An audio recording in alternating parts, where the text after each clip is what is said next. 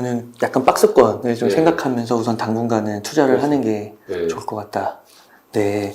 그 3%룰. 네. 그거가 바로 그 대표님이 어떻게 보면 시그니처라고 네. 할 수 있잖아요. 투자 시그니처. 근데 이게 제가 올해 연초에 네. 이제 대표님을 만나 뵀을 때 이거를 말씀해 주셨고, 진짜 만약에 이것대로 실행을 했으면 지금 굉장히 손실이 크신 분들이 많은데 그걸 굉장히 많은 부분을 보전할 수 있지 않았을까 네. 싶거든요.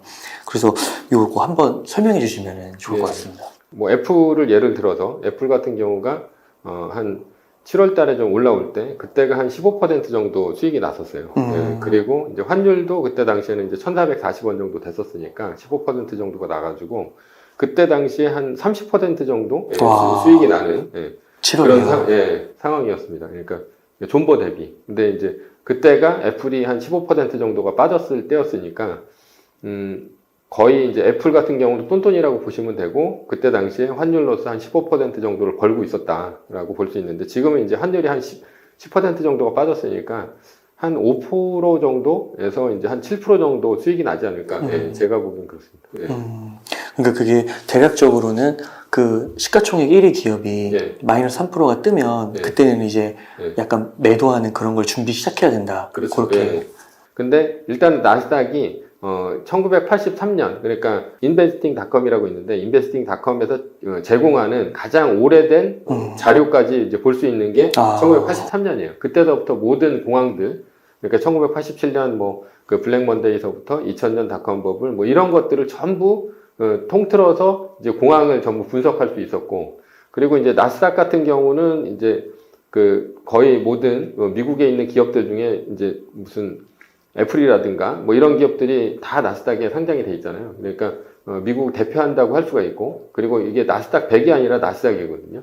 그러면은 이제 시장이라고 보시면 돼요. 예, 전체 이제 모든 기업들이 다 들어가 있으니까 시장이라고 보시면 되고 근데 S&P 500 같은 경우는 500개 기업을 이제 샀다 팔았다 하면서 넣었다 뺐다 하면서 지속적으로 이제 주식이 바뀌기 때문에 완벽한 시장이라고 보기엔 좀 힘듭니다. 그래서 이게 공포를 이제 전체를 반영할 수가 있느냐 없느냐 이런 것들을 알 수가 없고요. 그리고 다우존스 지수는 이제 너무 적으니까 표본 자체가 그래서 나스닥이 제일 맞는 것 같아서 나스닥을 갖고 했을 때 저는 이제 그때 그 2018년도 10월에 그 요즘과 같이 그러니까 연준에서 계속해서 이자율을 올리면서 10월 10일 날 이제 마이너스 4%가 뜨면서 그때서부터 빠지기 시작했었거든요. 그래서 나스닥은 한 21% 정도가 빠지고 그리고 애플 같은 경우는 45% 정도가 빠졌어요. 그 뭐 한 몇 달 안 되는 뭐 10월 10일서부터 한 12월 한 26일까지 한 2달 좀 넘는 기간 동안에 그렇게 많이 빠지다 보니까 그때 이제 굉장히 당황을 많이 했었고 거기서 이제 뭐 한 수억을 뭐 날렸습니다. 그때 당시에. 예. 그래가지고 저는 이제 모토가 뭐냐면 한 번은 당하되 두 번은 당하지 말자 이거였었는데 그래서 그때 모든 주식책들을 이제 보면서 공황에 관한 주식책들을 다 봤었는데 정확히 뭐가 공황이고 어떻게 피해야 된다 이런 얘기가 전혀 없더라고요. 그러니까 뭐 그 워렌 버핏서부터 뭐 피터 린치 뭐 이런 그 주식의 대가들도 그냥 뭉뚱그려서 이렇게 얘기를 하지 어떻게 숫자를 딱 얘기해가지고 한 적이 없기 때문에 제가 그것들을 이제 나스닥을 통해가지고 닷컴 버블은 언제서부터 빠져서 이걸 지나가려면 어떻게 해야 되지? 라고 하는 것들을 전부 분석을 했었죠. 그게 바로 이제 그 나스닥 마이너스 3%가 떴을 때가 이제 이런 위기가 일단 시작이 된다고 보시면 되는 거고 그리고 공황이라는 거는 그렇게 한 4번 정도가 떴을 때는 평균적으로 공황이 시작되고 그게 끝나는 기간이 이제 2달 플러스 1일, 뭐 한 달 플러스 1일 이런 식으로 해가지고 심플하게 만든 게 이제 내일의 부라고 2020년 3월달 그때 그 코로나 위기 바로 전에 그 책이 나와서서 그때는 이제 사람들이 위기를 잘 이제 모면을 했었는데 뭐 그런 식으로 해서 이제 나스닥 마이너스 3%가 이제 뜨게 된 배경입니다. 네, 그러시군요. 그러니까 이게 엄청난 연구와 또 역사적 데이터를 다 종합한 결과 나오는 거네요. 네, 그렇죠. 그리고 진짜 어디서 말해주지 않은 그 숫자적으로 딱 정확하게 그 기준을 잡아주신 거고요. 그러니까 저도 이거 내일의 이 부분을 다시 한번 읽어보면서 이 룰을 다시 한번 공부해봐야 될 것 같은 게, 진짜 올해가 만만치 않은 것 같아요. 심리적으로나 이게 그 금전적으로나 상당히 손실도 아직 큰 것 같아가지고 공부를 더 열심히 해야 되지 않을까 싶습니다. 그러면 대표님께서는 지금 현 상황에서는 또 그 주식을 계속 좀 매수를 하고 계신가요? 주식을 그냥 매수를 하는 건 아니고 그냥 룰에 따라서 매수를 하는데요. 네. 네. 만약에 이제 마이너스 3%가 떴다 그러면 이제 비율대로 이제 팔거든요. 네. 근데 뭐 이게 고점이 있습니다. 고점이 이제 애플을 이제 고점으로 놓고 거기서 이제 올해 1월 3일이 182.01 정도가 이제 제일 최고점이었었거든요. 네. 그렇게 됐는데 첫 번째가 이제 리밸런싱인데 리밸런싱은 뭐냐면 그냥 2.5% 떨어질 때마다 무조건 10%씩 파는 거예요. 예. 그렇게 되면 이제 만약에 25%가 빠지면 전량 매도가 되겠죠. 예. 그래서 이거는 어느 주식에나 이제 다 쓸 수 있는 룰이에요. 왜 그러냐면 그 제 동생이 그 비트코인을 하고 있는데 비트코인을 이제 저희 아버지가 이제 이제 3월 달에 이제 돌아가셔가지고 이제 동생이 저기 울산에서 이제 그 회사를 다니고 있어요.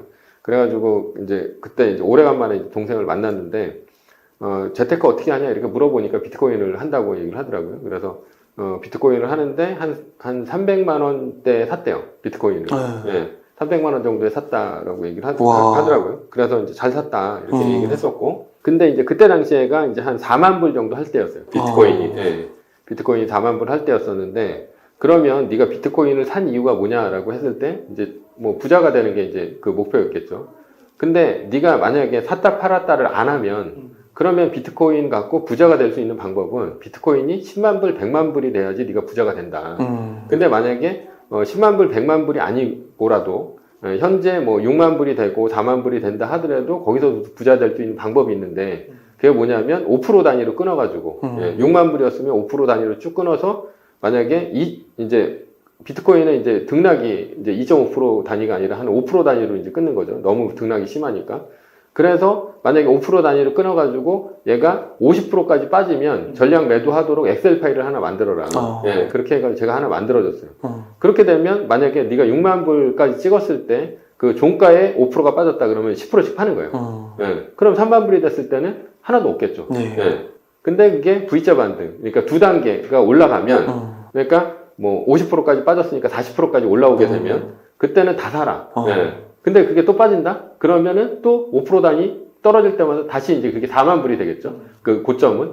그래서 4만 불이 됐을 때 거기서 이제 만약에 다 팔게 되면 2만 불이 되겠죠. 예. 2만 불인데 또 빠졌다. 지금 한 15,000불 정도 하잖아요. 네. 15,000불에서 17,000불 그 왔다 갔다 하는데 또 거기서 또 떨어질 때마다 파는 거예요. 그러면 이제 뭐가 좋냐면 비트코인 수가 늘어납니다. 개수가. 예.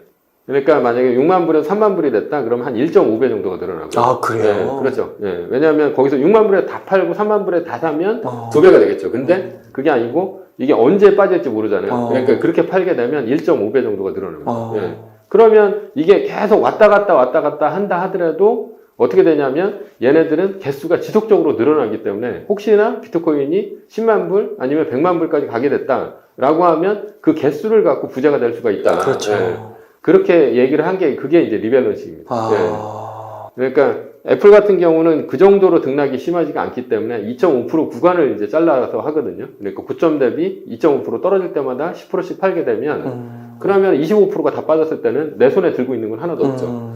그래서 요즘 같은 경우 보면 이제 밈 주식들, 그러니까 밈 주식들은 뭐 마찬가지고 빅테크 주식들도 뭐 50% 이상 떨어진 것들이 엄청 많잖아요. 그러니까 뭐 메타라든가 아니면 뭐 아마존도 거의 50% 가까이 떨어진 것 같고 테슬라도 50% 넘게 빠졌고 그런 주식들도 만약에 리밸런싱을 한다면 그러면 이제 2.5% 떨어질 때마다 10%씩 판다면 25% 떨어졌을 때는 내 손에 하나도 없는 거죠.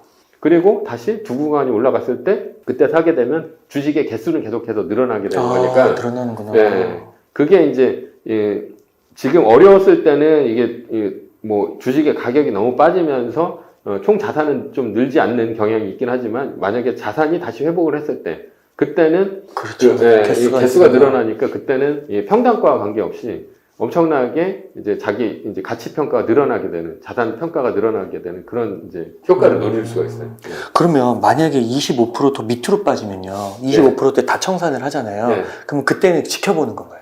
그렇죠. 만약에 이게 두 단계가 올라가지 않으면 계속 지켜보는 거죠. 네. 그래서 비트코인 같은 경우도 보면 6만 불에서 3만 불까지 빠질 때 한 번도 두 단계로 올라가지 않고 계속 빠졌어요. 네. 그리고 이렇게 빠지는 주식들 뭐 그런 특징들이 보면 5% 단위로 끊었을 때 두 단계 올라가지 못하고 그냥 내리 빠지는 경우가 거의 허다합니다. 예, 삼성전자도 96,000원 찍고 그때 5만 원대 초반까지 빠졌잖아요. 한 번도 두 단계 올라가지 못했어요. 그 두 단계는 연일 돼야 되는 거예요? 아니, 연일이 아니라. 그러니까 그냥 10%? 예, 10%가 올라야 되는 거죠. 예. 근데 10%가 이게 모수가 다르잖아요. 예, 모수가 이제 50%까지 빠진 상태에서 10% 올라가면 40%가 올라가는 건데, 그럼 10%가 올라가는 것 같지만, 실제로는 15%에서 18% 정도가 올라야 돼요. 왜냐면 모수가 다르니까. 네, 예. 그렇겠죠. 예, 그러니까 100%에서 50% 빠지고, 다시 50%가 오르면 75%밖에 안 되잖아요. 100에서 50이 됐다가 50에서 다시 2배가 되면, 예, 아니, 50이 되면, 75%가 되듯이, 모수가 작으니까, 그 다음에는 굉장히 많이 올라와야 됩니다. 그러니까 그렇지 않으면 못 사게 되는데, 예, 계속해서 이게, 그렇구나. 예, 계속해서 빠지게 돼요. 그럼 계속 파는 거죠. 계속 파는 건데, 만약에 자기는 뭐 이 주식이 장래 진짜 희망이 있고, 그 다음에 이 주식이 살아남아서 세계 1등을 할 가치가 있다라고 생각이 된다면, 그렇죠. 그렇게 모아가는 게 가장 좋은 거고. 그 전제가 되게 중요하네요. 이 그렇죠. 기업은 세계 1위를 다시 어차피 갈 거고, 네. 앞으로 계속 우상향을 할 거다. 예. 그렇게 되면, 이제 그렇게 되면 뭐가 좋냐면, 일단 팔잖아요. 팔게 되면 이제 더 떨어져라 이런 마음이다.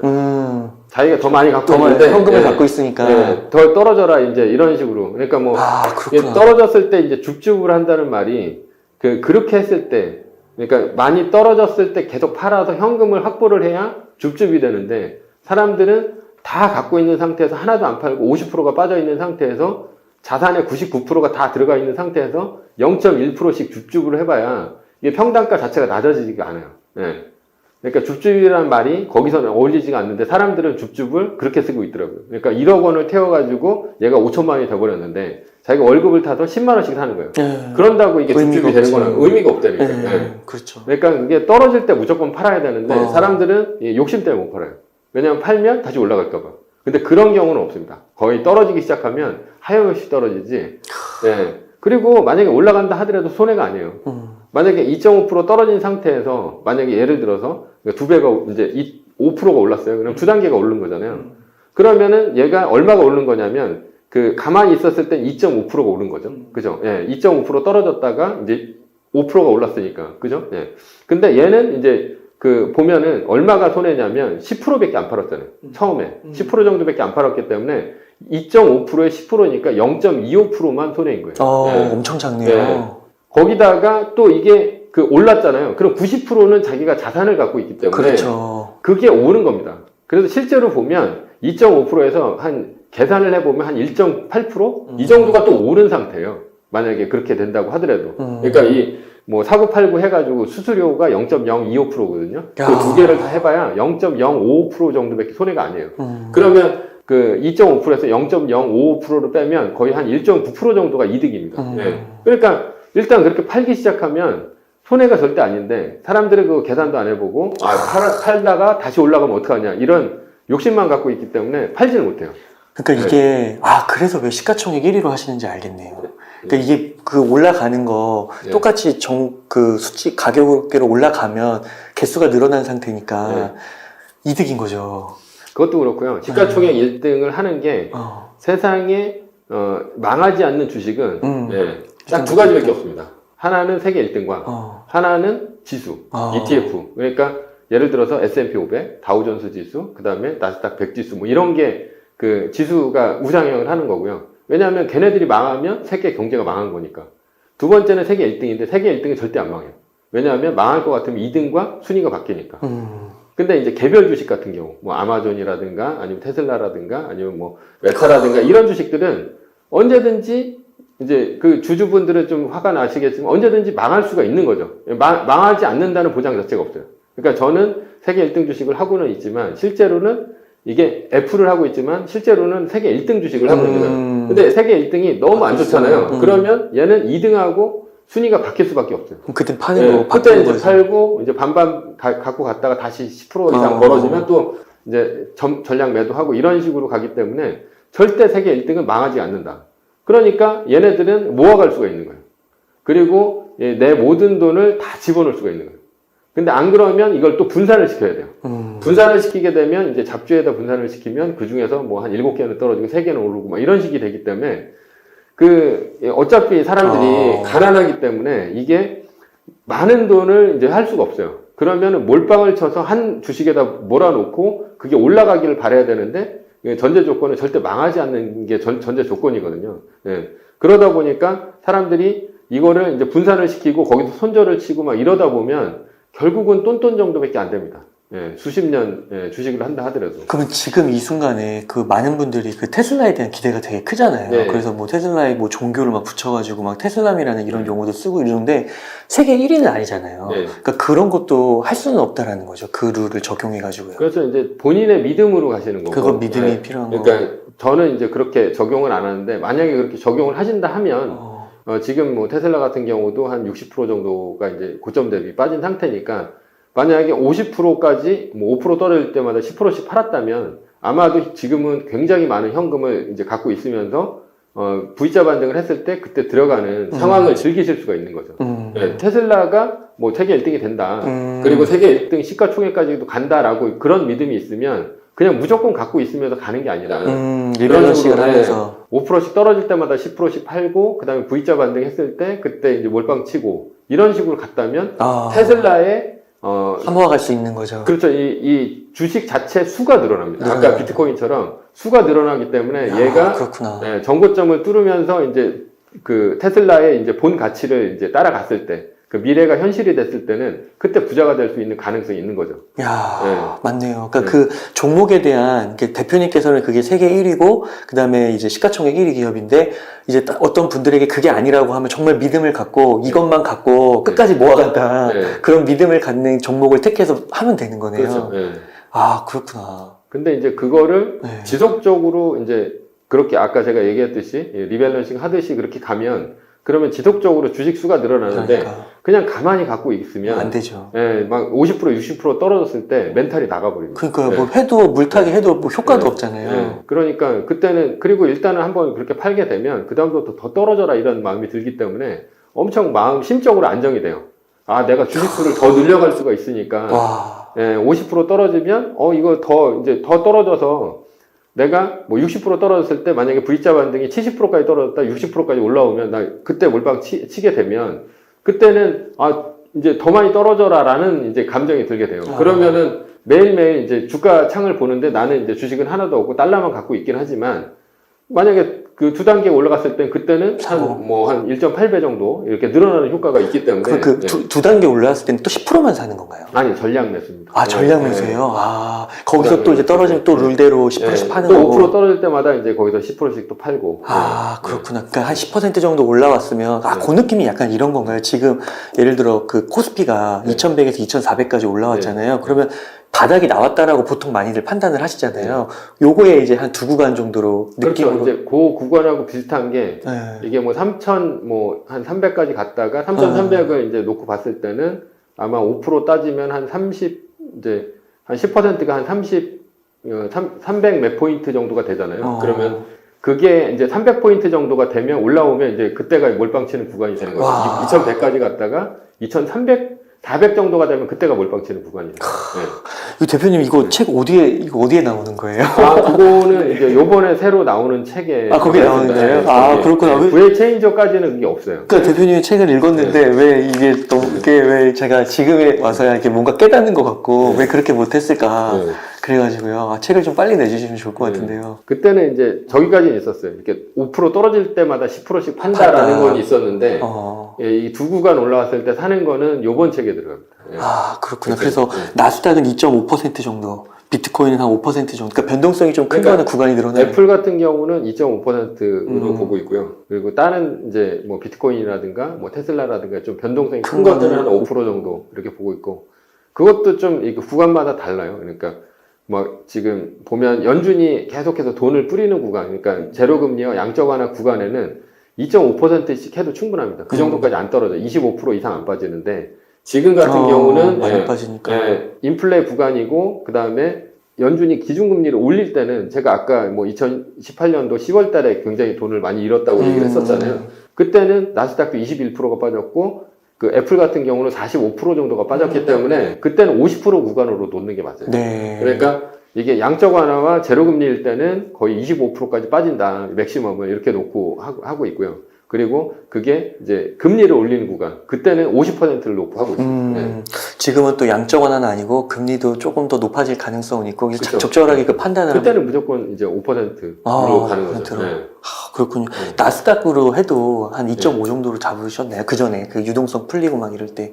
그렇죠. 그러니까 뭐 거기서도 이제 제가 설명을 드리면 이제 너무 이게 복잡해져서 리밸런싱은 무조건 2.5%고요. 2.5%. 네, 그리고 마이너스 3%가 떴을 때는 그때는 2.5% 그다음에 5% 이 두 구간으로 나눠서 하고 있어요. 네, 그 상황에 따라서 금리 안 올렸을 땐 2.5%, 금리 올렸을 땐 5% 이렇게 5% 떨어질 때마다 10%씩 팔면서 이렇게 가는 식으로 그렇게 하고 있어요. 그러니까 이게 한 번만 더 정리를 하면 2.5가 처음에 빠진 거예요. 네. 근데 여기서 이제 2.5, 그러니까 이게 합쳐서 5%가 빠졌을 때 2.5가 10% 줄이는 건데 2.5가 하고 이렇게 찔끔 올랐다가 그때는 이제 사는 게 아니고 가만히 있다가 이제 거기 이제 총 합쳐서 2.5가 되면 그때 이제 또 10% 파는 거고. 근데 이제 두 구간이 전량 다 팔았을 때 이제 두 구간 정도 올라오면 그렇죠. 그러면 이제 한 5% 넘을 수도 있는 거죠. 그때는 이제 전량 매수를 하는 그렇죠. 거고. 그렇게 하는 거구나. 그 다음에 또 떨어지면 리밸런싱 그 전략 쓰면 되는 거고. 와, 이걸 어떻게 개발하셨어요? 그러니까 이 수량을 그 종목이 진짜 믿음만 있으면 이렇게 하는 게 무조건 이득일 것 같은데요. 그렇죠. 그러면은 일단 망하진 않아요. 그러니까요. 사람들이 망하는 게 어느 때 망하냐면 안 팔았을 때 망해요. 사람들은 팔았을 때 망한다고 생각을 하는데 팔았을 때 망하는 경우는 어떤 경우냐면 고점에 들어갔어요. 근데 계속 주식이 떨어져요. 근데 내가 주식을 안 보는 거야. 아니면 본다 하더라도 이제 안 파는 거예요. 나는 장기 투자다 이렇게 생각을 하고. 그러다가 50%가 떨어진 상태. 그때 이제 마음이 굉장히 안 좋죠. 50% 내가 10억을 집어넣었으면 5억이 된 거니까 엄청 안 좋잖아요. 그때 팔아버리고 다시 주식장으로 안 오면 그때가 망하는 거예요. 그렇죠. 근데 만약에 마이너스 3%가 뜨면 한 90% 정도를 팔게 되거든요. 그러니까 나스닥 마이너스 3%는 뭐 요즘 같은 때는 굉장히 자주 뜹니다. 근데 만약에 나스닥 마이너스 3%가 떴다? 근데 10억이었는데 그러면은 90%를 팔게 되잖아요. 그러면 90%는 9억이잖아요. 9억을 내가 현금을 쥐고 있는 거예요. 10%만 남겨놓고 이제 주식을 10%만 남겨놓고 90%를 팔았죠. 그러면 어떻게 망합니까? 죽어도 깨나도 안 망해요. 예, 망하는 거는 50%, 60%까지 빠져 있는데도 불구하고 팔질 않고 주식을 갖고 있는 사람이 망하는 거고. 그렇죠. 예, 그리고 그때 팔아서 손실 확정을 한 다음에 주식창을 떠나버리면 그때 망하는 건데 그렇게 만약에 나스닥 마이너스 3%가 떠서 90%를 아예 초장에 팔았다. 그럼 망하는 게 아니죠. 예. 그리고 다시 V자 반등해서 두 단계 올랐다. 그럼 그때 사면 돼요. 그러면 그때는 내가 손해본 게 아니에요. 덜 먹은 거지. 예. 왜냐면 5%가 올랐으니까 내가 샀을 거 아니에요. 5% 떨어졌다가 10%가 올랐으니까. 그러면은 거기서는 10%가 올랐다 하더라도 내가 10%를 다 먹지는 못하겠죠. 전체에서. 근데 그래도 한 5% 정도는 먹을 수 있단 말이에요. 예. 그렇게 했을 때는.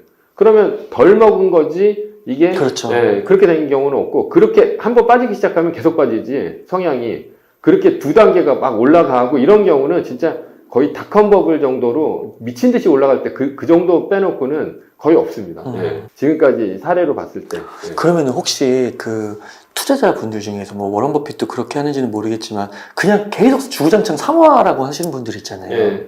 그런 분은 좀 왜 그런 분들을 그렇게 얘기하시는 거예요? 그러니까 이제 워런 버핏은 그렇게 할 수가 없습니다. 예. 왜 할 수가 없냐면 워런 버핏이 갖고 있는 재단의 이제 버크셔 해서웨이라는 재단 자체가 엄청나게 큰 재단이에요. 근데 워런 버핏도 솔직히 얘기해서 1등주 투자를 하고 있는 거예요. 왜냐하면 그 갖고 있는 거의 88%의 주식이 4개 주식으로 돼 있어요. 첫 번째가 뭐 코카콜라. 이 사람이 코카콜라를 사고 싶었는데 왜 못 샀냐? 너무 비싸서 못 샀어요. 그런데 1987년도에 블랙 먼데이가 터지고 나서 싸지니까 그때 코카콜라를 왕창 매수를 한 거예요. 자기 있는 재산을 거의 투자를 해서. 그리고 그 다음에 1990년인가 그때 이제 소련이 망하고선 저축 대부조합 거기가 이제 안 좋았을 때 그때 뱅크 오브 아메리카인가 하여튼 그걸 사고 그 다음에 이제 신용위기 2008년도 신용위기 했을 때 그때 아메리칸 익스프레스인가 그걸 샀어요. 카드사를 사고 그러니까 아주 쌀 때 사는 거죠. 그리고 애플을 언제 샀냐? 그때 2016년도에 샀는데 애플이 비중이 거의 한 40 몇 %가 됩니다. 그래서 걔네들이 4개가 합쳐져서 그러니까 그 코카콜라, 뱅크 오브 아메리카 뭐 이런 그 기업들은 팔 필요가 없잖아요. 이미 많이 올랐고 거기서 배당이 나오고 안정돼 있는데 팔 필요가 없으니까 애플 같은 경우도 마찬가지로 그때 엄청나게 사놓고 팔 필요가 없으니까 가는 거고 그리고 나머지 뭐 그 13F 같은 데서 이제 나오는 것들은 진짜 0.1% 뭐 예, 옥시덴탈 뭐 이런 것들도 뭐 끼케야 뭐 한 5% 내외 이 정도밖에 안 되죠. 예.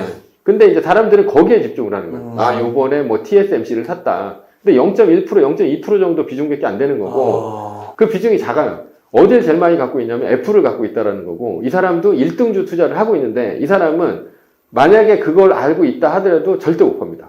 왜냐하면 그렇게 10%씩 팔아버리잖아요. 그러면 가격이 떨어지는 거죠. 그러니까 이 장이 흔들려요. 예.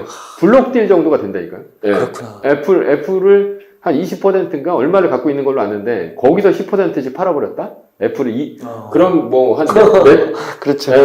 거의 뭐 몇백조를 자기가 깔아먹는 거죠. 그렇게 되면 거기서 하한가 그냥 바로 하한가 맞죠. 예, 하한가도 없긴 하지만 엄청나게 마이너스가 나죠. 하루에 막 10% 이상 빠지고 그러죠. 그러니까 그 사람들은 그런 것들을 쓰는 거를 좋아하는 게 아니죠.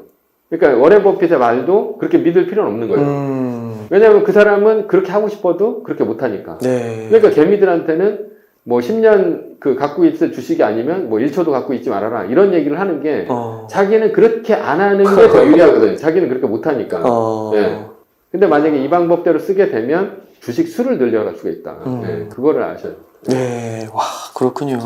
그 다음에 대표님 좀 여쭙고 싶은 게, 부동산도 한번 좀 여쭙고 싶습니다. 또 부동산 전문가시고 책도 8권 이렇게 쓰셨는데, 요즘 부동산 시장 좀 어떻게 보세요?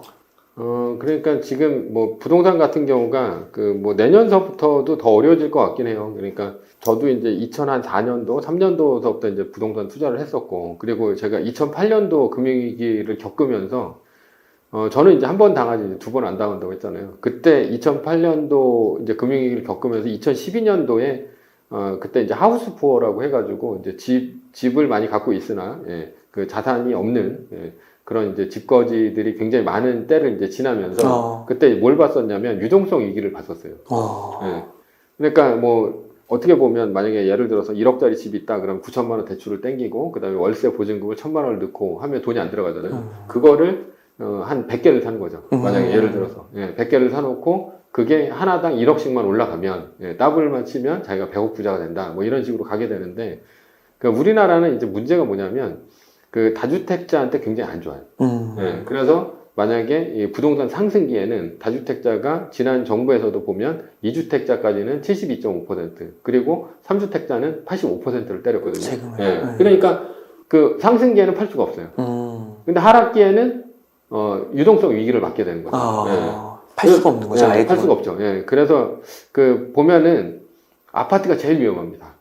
그래요. 아파트가 왜 위험하냐면 아파트는 KB 시세가 있어요. KB 시세가 있다는 얘기는 뭐가 있냐면 그 우리나라는 거의 뭐 고정금리가 있는 걸로 알고 있지만 고정금리는 아주 극히 일부고요. 거의 다가 5년 고정, 그 다음에 변동으로 가는 이제 5년 거치식 그런 변동금리들이 굉장히 많거든요. 그게 한 80% 정도가 됩니다. 변동금리가 되는 게, 변동하고 연동이 되는 게. 그런데 이제 문제가 뭐냐면, 그 금리가 올라가잖아요. 금리가 올라가면 이제 그 아파트 가격이 떨어집니다.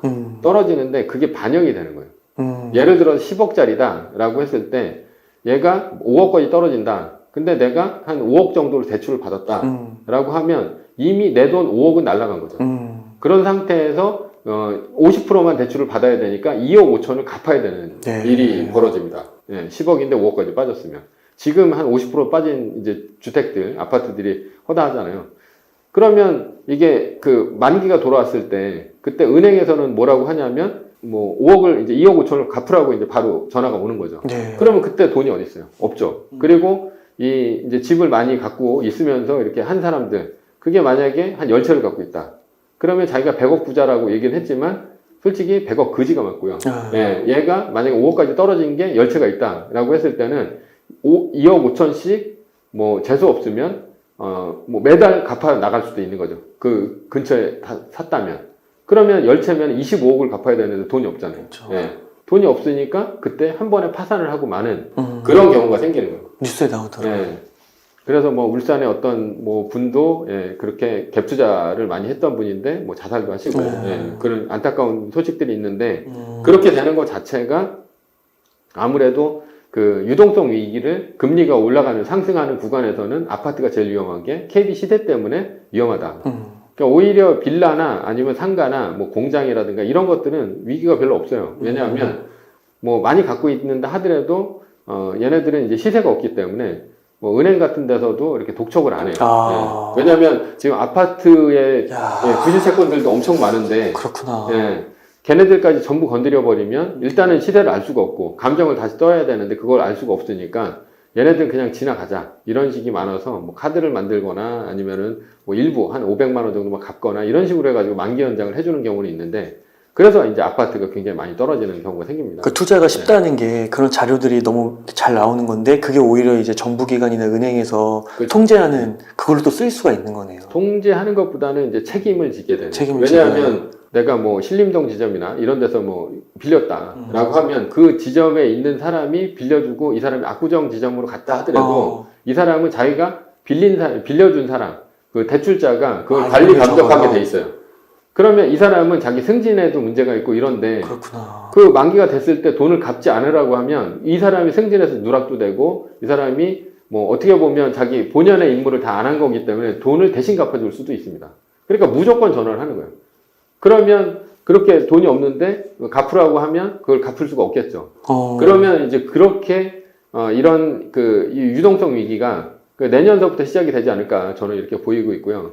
근데 궁금한 게 보통 이게 그 빌리 대출을 받으면 그게 30년 만기니까 30년 있다가 갚는 거 아닌가요? 아니요. 우리나라의 80%는 변동금리예요. 예, 고정금리 20% 정도밖에 없어요. 예. 그리고 30년은 우리나라에 별로 없습니다. 아, 그러니까 그래요? 그거는 정부에서 뭐 일가구 무주택자하고 진짜 그 소득 요건이나 이게 굉장히 까다로워요. 그렇지 않은 사람들은 거의 다 변동금리로 빌리고 80% 정도가 거의 다가 80%는 변동금리로 하고 있고요.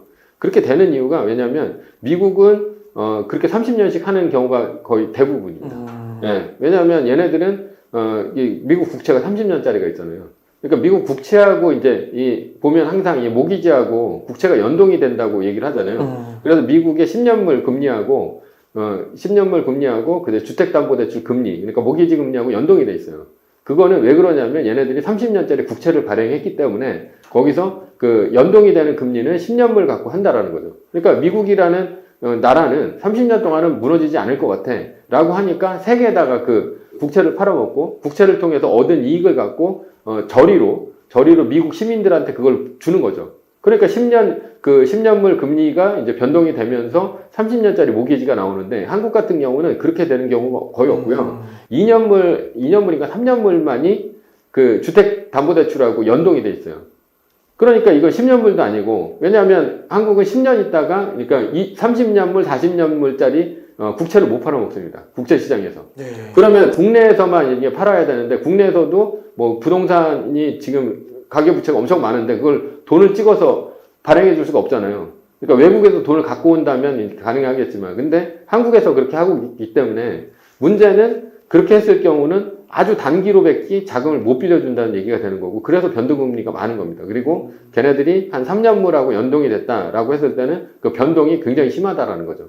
지금같이 이렇게 그 금리 구간이 올라갈 때는 금리 압박을 받을 수밖에 없어요. 왜냐하면 한국은행이 뭐 3.25%다 뭐 이런 식이 되면 한 3% 정도 더 가산금리 해가지고 6%, 7% 이런 식이 되는데 문제는 2008년도보다 지금이 이제 더 많이 올랐다는 거죠. 한 2배 정도는 올랐다는 거죠. 금리가요? 네. 근데 2008년도에도 2012년도가 바닥이었었는데 그때도 굉장히 어려웠어요. 그러니까 금리가 6%, 7%일 때도 그때 당시에 집부지들이 굉장히 많았었고 경매로 이제 아파트들도 굉장히 많이 쏟아져 나왔었는데 지금은 그때보다 더 많이 올랐다는 거죠. 뭐 예를 들어서 음마아파트가 이제 대표적인 우리나라의 뭐 그 강남에 있는 아파트다 이렇게 본다고 친다면 음마아파트가 2006년도에 얼마였었냐면 14억이었어요. 네. 그리고 2008년도 금융위기가 터지면서 얼마까지 떨어지냐면 한 8억 3천까지 떨어져요. 네. 그러니까 이제 33% 정도가 빠진 거죠. 그랬는데 이 음마아파트가 그 작년에 그러니까 2021년도에 얼마까지 올라갔었냐면 25억까지 올라갑니다. 근데 현재 음마아파트가 얼마에 팔렸냐? 최근에 팔린 게 19억에도 팔렸지만 17억 7천에도 팔렸어요. 네. 그러면 문제는 뭐냐면 2006년도에 이 사람이 14억에 산 사람은 얼마를 벌었냐? 2억 7천 정도밖에 못 벌었다는 거죠. 그렇죠. 네. 지금까지 갖고 있었던. 근데 그 두 번의 위기를 이제 겪었어야 되는 거죠. 음. 예, 그러니까 차라리 너무 힘들네요. 예, 그렇게 다주택으로 하는 게 아니라 1가구 1주택으로 있으면서 8억 3천에 사서 25억에 파는 거는 1주택자밖에 못 팔잖아요. 그런 식으로 하는 게 제일 유리합니다. 만약에 아파트를 사고 판다라고 했을 때는. 그렇군요. 그러면은 그 일각에서는 이제 금리 인상도 뭐 어느 정도 이제 그 한계선이 나왔고, 그 다음에 이제 금리 인하까지도 뭐 내년 말에 가능할 수도 있다 뭐 이런 얘기 하면서 이제 그렇게 되면 부동산 시장이 다시 또 올라갈 수 있는 거 아니냐 이렇게 또 전망하시는 분도 있는데 어떻게 보세요? 그러니까 이제 미국이 어떻게 되느냐에 따라서 우리나라도 그렇게 연동할 수밖에 없고요. 그리고 인플레가 일단 부동산 시장 한번 꺾이기 시작하면 최소한 한 8년 정도 갑니다. 아, 진짜요? 그러니까, 선수도권. 그러니까 뭐 2008년도 금융위기가 터지고 나서 그 주식 같은 경우는 이제 바닥이 언제였었냐면 2009년도 3월 달이었어요. 금방 왔네요. 그리고선 바로 올라가가지고 쭉 올라갔죠. 나스닥이나 이런 것들 차트 보시면 2009년도 3월 달에 바닥 찍고 계속 올라와가지고 뭐 2020년도에도 한번 내려가긴 했지만 또 다시 이제 상승을 해가지고 원래는 한 2020년에 한번 이렇게 꺼졌어야 되는데 그때 이제 코로나 때문에 한 번 더 양적 완화와 이런 걸 하면서 더 많은 이제 자산 버블이 일어났던 시기가 2020년인 거고 2022년도에 결국은 이 인플레가 오게 된 거죠. 그만큼 자산을 많이 풀었으니까. 근데 2008년도 금융위기가 터졌을 때 우리나라 부동산 시장이 바닥이 언제였었냐면 2014년도였어요. 4년 후란 말이에요. 네. 그런데 부동산이 다시 본격적으로 올라오는 때가 언제였었냐면 2016년도란 말이에요. 그러면 한 8년 정도가 지난 거죠. 그렇군요. 근데 지금은 그때보다도 더 길 수가 있다라는 거예요. 왜 그러냐면 그때보다도 자산 가격이 2배였고 그리고 그만큼의 이상 그러니까 그때는 또 뭐였었냐면 미국이 자기네들이 망할 것 같으면 제로금리와 양적 완화를 합니다. 근데 그때는 미국의 금융기관이 망할 수가 있었던 그때였기 때문에 자기네들이 그 제로금리와 양적 완화 해주고 한국하고 통화스와프 해주면서 신흥국이 미국 쪽으로의 그 위험 요인이 전달되지 않도록 이렇게 하는 건데 지금은 반대로 미국이 굉장히 고용도 좋고 고용률도 좋고 너무 안정적이잖아요. 그러니까 금리를 계속해서 올리는데 이 신흥국들이나 아니면 주변 선진국들이 그걸 받쳐주지 못하는 거죠. 유럽 같은 경우만 하더라도 안 좋고 일본도 진짜 뭐 국가 부채가 200%가 넘을 정도로 그 부채가 높은데 얘네들이 금리를 조금만 올리면 천문학적인 돈을 갚아야 되니까 그것도 위험하고 그렇게 되니까 미국이 또 이 금리를 바로 내린다는 보장도 없거든요. 그때보다도 상황이 더 안 좋은 거죠. 그러니까 이 금리가 뭐 상단 5% 상단에서 뭐 한 2년 3년 이렇게 가버리면 그때는 제로금리와 양적 완화인데도 불구하고 6, 8년이 갔는데 지금 같은 경우는 제로금리와 양적 완화는 뭐 꿈도 못 꾸고 거의 뭐 한 5%대나 한 4%대 아주 고금리를 상당 기간 유지를 할 것 같은데 그렇게 되면 지금 뭐 10억 대출 받은 사람 예전에는 뭐 서울 아파트 가격 중위 가격 한 5억 정도밖에 안 됐습니다. 지금 한 10억 가까이 되는데 그러니까 더블이 된 거잖아요. 더블이 된 상태에서 이게 3%도 못 견디는데 그거를 만약에 6%, 7% 이렇게 해서 가버린다면 그러면은 그걸 갚을 수 있는 돈이 한계가 있다라는 거예요. 한 3억 정도 됐을 때 한 300만 원씩 갚는다는 얘기가 있는데 원리금 상환하고 그러는데 만약 10억이 900만 원 그게 6%가 돼버리면 말도 안 돼요. 600만 원, 뭐 900만 원 이런 식이 돼서 지금은 그리고 또 주택담보대출 금리는 어떻게든지 지금 나라에서 잡으려고 예금금리도 올리지 마라 뭐 이런 식으로 하잖아요. 근데 그래도 주택담보대출 금리를 잡아놓는데 뭘 못 잡냐면 그냥 그 신용대출 하는 것들은 안 잡아놔요. 그러니까. 왜냐하면 이제 그 은행 같은 데서 거기서 이제 신용대출에서 이제 금리를 올려버리는 거죠. 근데 사람들이 영끌하는 사람들은 주로 어떻게 샀냐면 주택담보대출로 풀로 땡길 수가 없으니까 주택담보대출 끌고 그다음에 신용대출 부부 신용까지 해가지고 끌고 했는데 또 요즘에 또 경제가 어렵잖아요. 그냥 부부 중에 누구 하나라도 잘리면 그럼 신용대출도 못 쓰고 만약에 이제 직장이 변동되거나 뭐 이러면 그것도 이제 한도가 많이 줄죠. 그리고 이제 금리도 굉장히 높아지고 그렇게 되면 이제 한계 가구들이 나오게 되는 거고 한계 가구들이 나오게 되면 그 경매로 쏟아져 나오면서 이 아파트 가격이 급락할 수도 있다라는 거예요. 그게 또 길게 되면 위기로 이제 한참 그러니까 뭐 빨라도 한 6년 이상은 계속해서 가지 않을까 저는 그렇게 봅니다. 그러면은 만약에 무주택자분들이 내 집 마련 타이밍을 잡을 때 6년 후를 잡아야 되는 거예요? 그거는 꼭 그렇게 잡을 필요는 없고요. 그러니까 뭐 일각에서는 그런 바닥이 언제냐라고 했을 때 뭐 어떤 사람들은 뭐 이 거래량이 이제 지금 올라갈 때도 거래량이 없고요. 떨어질 때도 거래량은 없어요. 왜냐하면 이제 거래가 떨어뜨려서 거래를 해야 되니까. 지금도 보면 거래량이 없는데 갭 하락하면서 이제 거래가 한 건 한 건씩 되면서 그렇게 10억씩 빠지고 15억씩 빠지고 하면서 이제 50%씩 빠지는 그런 경우가 생기는데, 뭐 바닥은 언제냐라고 했을 때는 뭐 거래량이 많이 늘어나면서 늘어나면서 갈 때가 이제 바닥이다라고 하는데, 뭐 저는 그렇게 보진 않고요. 저는 이제 투자자 입장에서 좀 봅니다. 그래서 일단은 서울이 조정 지역에서 다 해제가 돼야 돼요. 그래야지 이제 대출이 이제 되고, 그리고 지금이야 이제 뭐 영끌이나 이런 사람들이 어느 정도 버티고는 있지만 이게 높은 고금리로 해가지고 좀 지나게 되면 시스템 위기가 됩니다. 왜냐하면 그렇게 원금 상환하고 이렇게 하게 됐을 때는 문제가 뭐냐면 이런 아파트들이 경매로 굉장히 많이 쏟아져 나오는데 불구하고 대출을 받을 수가 없어요. 그렇잖아요. 대출을 받을 수가 없으니까 은행에서는 이거를 처분을 못하고 다 부실 자산이 돼가지고 이 헐값에 처분해야 되는 경우가 생겨버린다는 거죠. 그래서 결국 그러려면 이게 주택담보대출 금리 자체를 경매에서는 예전에 뭐 2008년도 그때도 보면 2012년도 이때가 경매에서 90%까지 대출이 나왔습니다. 그런 식이 되려면 일단은 조정 지역을 지금 해제를 이제 단계적으로 하고 있는데 서울이 이제 특히나 강남이 다 해제가 돼야 됩니다. 강남이 다 해제가 되고 그런 상태에서 경매 대출이 90%까지 나와야 돼요. 그리고 90%까지 나온 상태에서 보증금을 한 1억 집어넣는 거죠. 그럼 이제 돈이 안 들어가잖아요. 그러면 그때가 이제 투자자 입장에서 보면 살 수 있는 포인트가 된다는 거죠. 그렇구나. 그러면은 막 이미 막 30% 40% 빠진 데가 더 빠질 수도 있는 거예요. 그렇죠. 그때 2008년도도 30%가 빠졌어요. 근데 지금은 다 30% 빠진 건 기본입니다. 벌써 다 빠졌고 더 빠질 수도 S나 뭐 이런 데는 벌써 30% 다 빠졌고요. 그럼 더 빠질 수도 있는 거예요. 그렇죠. 한 50% 정도는 빠질 수 있다고 이제 보죠. 와. 왜냐하면 그때보다 더블이 올라갔으니까. 더 많이 올라갔으니까. 2008년도 이제 가격으로 다시 가는 거예요. 2006년도 가격. 그러니까 음아파트가 14억이라고 그랬잖아요. 그러다가 8억 3천까지 떨어졌다가 25억까지 갔다가 지금 17억 7천이니까 이게 14억까지 가는 거는 2006년도 가격이라는 거죠. 그때까지 갈 수 있다라는 거죠. 와. 왜냐면 25억에서 이제 반토막 내면 13억 5천, 뭐 12억 5천 정도 되는 건데. 전고점보다 약간 높은 수준. 그러니까 그때까지 갈 수 있다라는 거죠. 그렇구나. 야, 근데 이게 진짜 부동산이 너무 기네요. 너무 힘들 것 같은데요. 그렇죠. 그래서 저는 부동산에서 이제 주식으로 바꾼 경우가 제가 거의 유리합니다. 왜냐면 이게 주식은, 그러니까 부동산은 주로 이제 전문가가 되는 이제 경우가 어떤 경우냐면, 그러니까 본인이 좀 이렇게 실전 투자를, 특히나 이제 경매 투자 뭐 이런 것들을 해요. 그래서 이제 책 한 권, 두 권 이렇게 써요. 그러면 이제 전문가가 됩니다. 왜 그러냐면 이거는 공부해서 되는 게 아니거든요.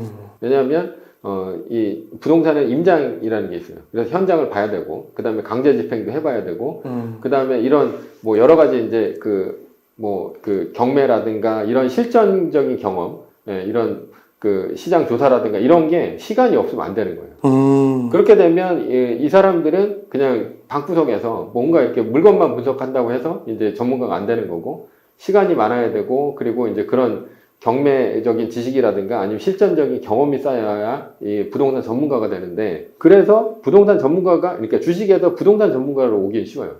왜냐하면 이론적인 바탕에다가 실전적인 경험만 쌓으면 얼마든지 부동산 전문가가 되니까. 그런데 문제는 부동산 전문가에서 주식 전문가로 가기는 힘들다는 거죠. 왜냐하면 주식 같은 경우는 거의 다가 무슨 이제 메이저 증권사라든가 이런 제도권 안에서 했던 사람들이 거의 대부분 하잖아요.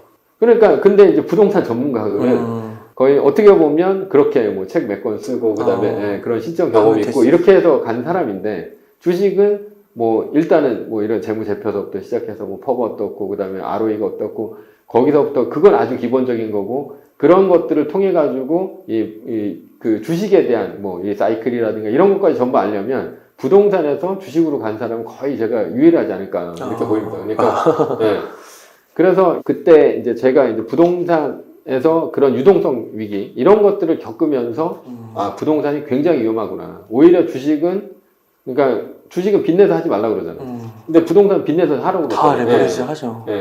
그러면은 이게 그 부자 아빠, 가난한 아빠에서도 무슨 얘기가 나오냐면 그 가난한 아빠는 그 자기 집을 가장 큰 자산으로 봐요. 예. 그러니까 부채를 가장 큰 자산으로 본다는 얘기죠. 자기 집을 대출을 받을 수밖에 없으니까. 근데 부자 아빠는 자기 집은 부채라고 봅니다.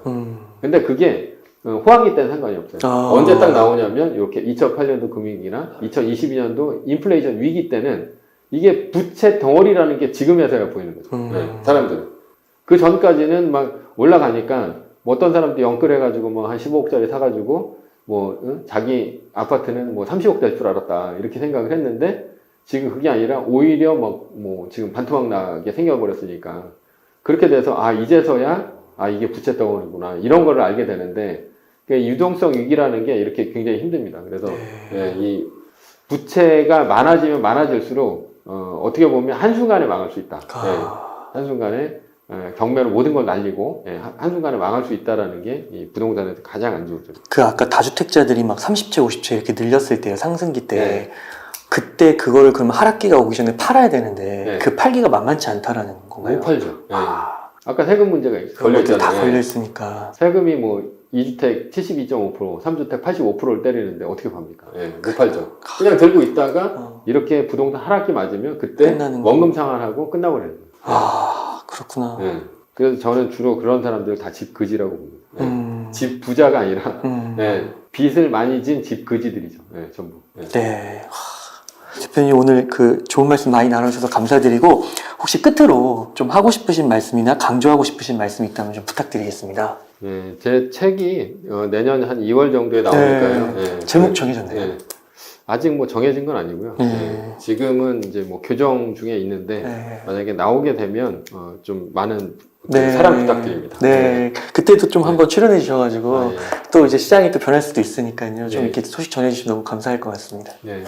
네, 감사합니다. 네. 이렇게 해서 부의 저자이시자 유튜브 채널 JD 부자연구소 조던의 김장섭 대표님을 모시고 이야기를 나눠봤습니다. 긴 시간 동안 유익한 인사이트 많이 나눠주셔서 감사의 말씀드립니다. 오늘 고생 많으셨습니다. 고생 많으셨습니다. 예.